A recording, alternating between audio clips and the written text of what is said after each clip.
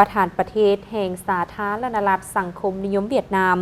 ได้เดินทางมาเยี่ยมยามรัฐกิจอยู่ที่สาธารณรัฐประชาธิปไตยประชาชนลาวอย่างเป็นทางการเพื่อเพิ่มทวีและเสริมขยายสายพัวพันมิตรภาพอันยิ่งใหญ่ความสามัคคีแบบพิเศษและการร่วมมือรอบด้านระหว่างสองประเทศลาวและเวียดนามโดยตอบสนองตามคำเชิญของสหายทองลุ้นศรีสุริตเลขาธิการใหญ่คณะบริหารงานศูนย์กลางภาคประชาชนปฏิบัติลาวประธานประเทศแห่งสาธารณรัฐประชาธิปไตยประชาชนลาวสหายเหลืองเกืองประธานประเทศแห่งสาธารณรัฐสังคมนิยมเวียดนาม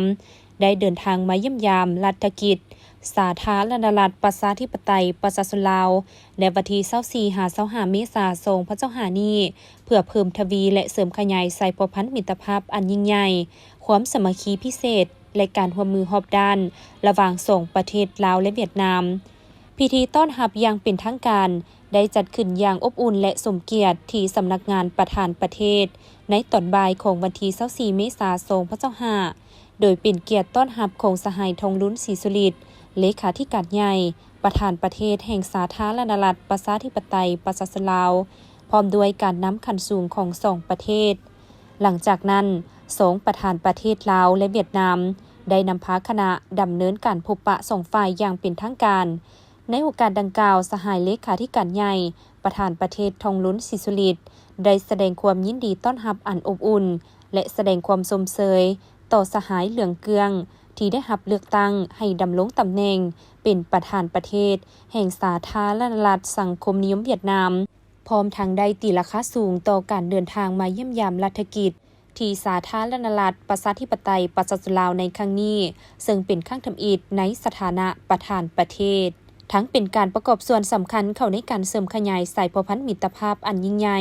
ความสามัคคีพิเศษและการร่วมมือรอบด้านระหว่างสองพรรคสองรัฐและประชาชนสองชาติลาวเวียดนามให้นับมือนับเข้าสู่เรื่องเลิกและแตกดอกออกผลยิ่งขึ้นพร้อมนี้ก็ได้ฝากความยื้อยามทำข่าวและคำอวยพรอันประเสริฐไปยังบรรดาการนำพรรครัฐและประชาชนเวียดนามไอน้องทุกทั่วหน้าสองสหายประธานประเทศลาวและเวียดนามได้ปรึกษาหารือและแลกเปลี่ยนคำคิดคำเห็นร่วมกันอย่างกงไปกงมาและด้วยบรรยากาศไมตรีจิตมิตรภาพฐานสหายไอน้องซึ่งสองฝ่ายได้แจ้งให้กันทราบเกี่ยวกับสภาพการพัฒนาเศรษฐกิจสังคมภายในประเทศของตน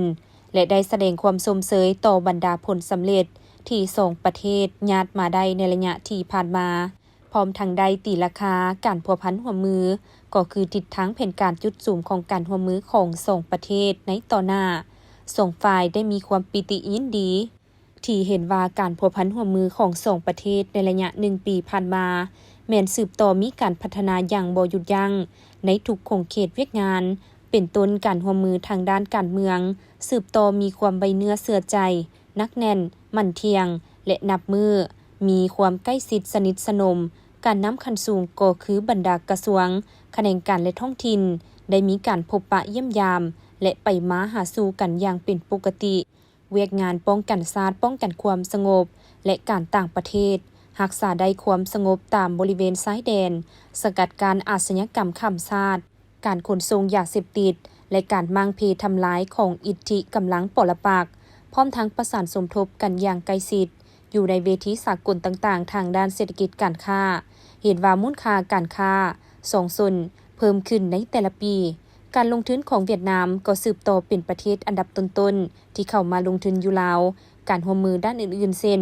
ด้านเทคโนโลยีการศึกษาสาธารณสุขแถลงข่าววัฒนธรรม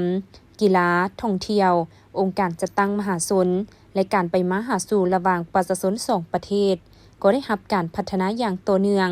และบรรดาโครงการร่วมมือที่เป็นยุทธศาสตร์ระหว่างสองประเทศก็สืบโตมีความคืบหน้าและเป็นรูปธรรมพร้อมเดียวกันนี้สองสหายประธานประเทศลาวเวียดนามได้เฮ็ดดีเป็นเอกภาพจะสืบต่อสุขอยู่แขนงที่เกี่ยวข้องสองฝ่ายเป็นเจ้าการในการจัดตั้งปฏิบัติอย่างมีประสิทธิผลบรรดาข้อตกลงของการนำคันสูงของสองภาคสองรัฐก็คือบทบันทึกความมือของบรรดากระทรวงแขนงการต่างๆทั้งอยู่ศูนย์กลางและท้องถิ่นโดยเฉพาะการเชื่อมโจทย์พื้นฐานด้านเศรษฐกิจของสองประเทศโดยผ่านบรรดาโครงการร่วมมือที่เป็นยุทธศาสตร์ที่สำคัญ เพื่อเป็นพื้นฐานอันสำคัญให้แก่การเชื่อมโยงภาคพื้นและเป็นท่าแห่งขับเคลื่อนทางด้านเศรษฐกิจของลาวและเวียดนามในอนาคตนอกจากนั้นสองฝ่ายยังได้แลกเปลี่ยนคำคิดคำเห็นต่อกับสภาพการของภาคพื้นและสากลที่สองฝ่ายมีความสนใจร่วมกัน